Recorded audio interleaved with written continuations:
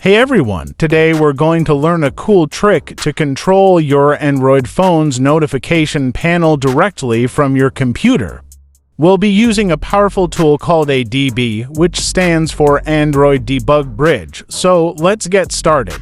Before we dive in, make sure you have a few things ready. An Android phone with USB debugging enabled.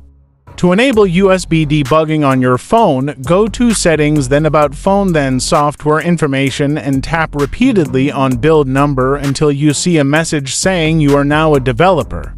Then go back to Settings, then System, then Developer Options, and enable USB debugging.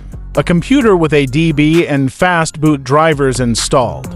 Now, let's connect your phone to your computer using a USB cable. Make sure you're using the original cable for the best connection.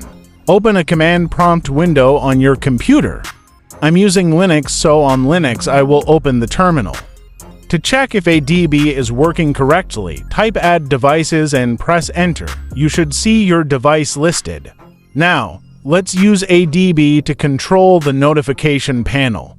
To pull down the notification panel, type the following command and press Enter. To pull up the notification panel, use this command.